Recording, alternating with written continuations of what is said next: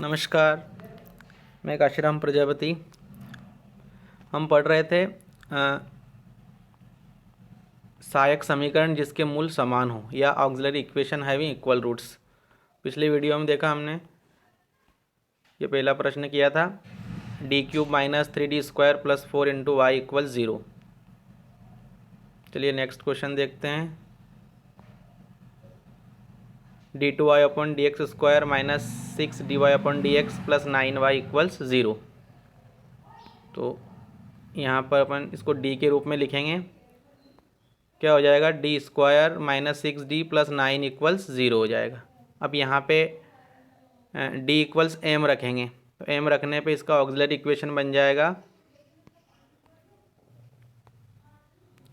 सहायक समीकरण बन जाएगा इसका m² - 6m + 9 = 0। ये सब फॉर्मूला बन जाएगा इसका यहाँ पे डायरेक्ट m-3 का होल स्क्वायर,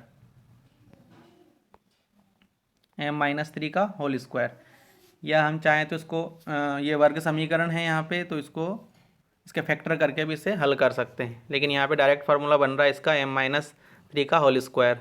m-3 का होल स्क्वायर मतलब m-3 × m-3 = 0। तो m के यहाँ पे दो मान आएंगे अपने पास, m = 3 और 3। तो इसका सॉल्यूशन लिख सकते हैं हम, y = c1 + c2x e⁻3x। ये इसका सॉल्यूशन हो जाएगा। नेक्स्ट क्वेश्चन देखिए, d2y/dx² + 2dy/dx + y = 0। तो इसे आपको हल करना है।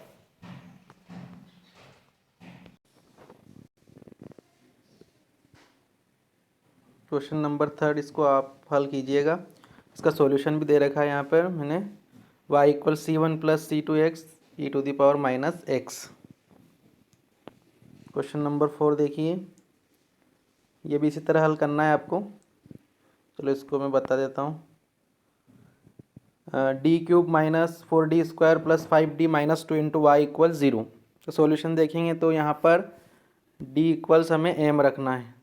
m रखने पे हमारे पास जो ऑक्सिलरी इक्वेशन बनेगी, सहायक समीकरण, वो क्या हो जाएगी? m³ - 4m² + 5m - 2 = 0।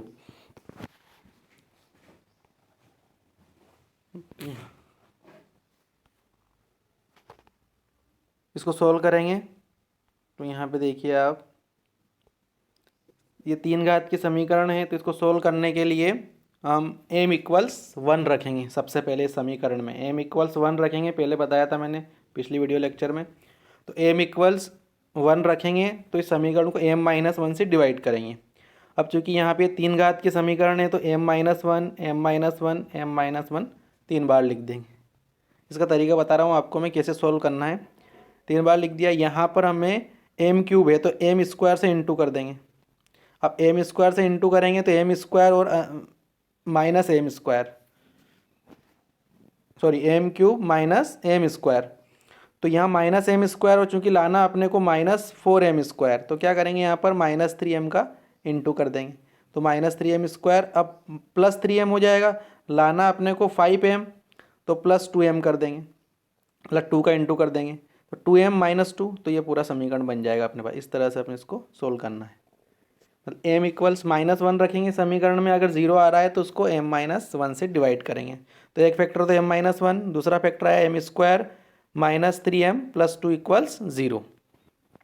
m-1, अब ये यहाँ पे तो वर्ग समीकरण है, तो इसे हम इसके फैक्टर करके इसके हल कर सकते हैं। तो m² माइनस, यहाँ -3m को लिखा, -2m -m + 2 = 0। अगले स्टेप में यहाँ पे देखिए,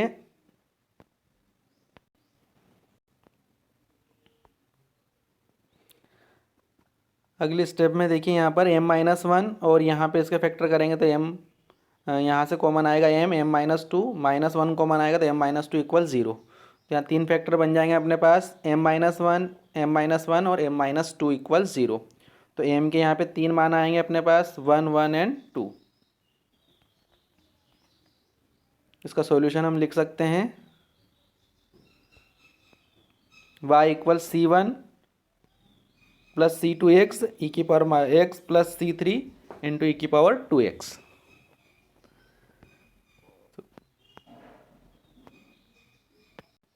धन्यवाद सभी का।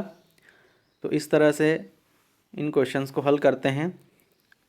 नेक्स्ट वीडियो लेक्चर में मैं आपके लेकर आऊँगा कि किस तरह हम सहायक समीकरण जिसके मूल अधिकल्पित हो, इमेजिनरी रूट्स, उनको कैसे हल करते हैं, उसके ऊपर वीडियो लेक्चर लेके आऊँगा मैं आपके लिए।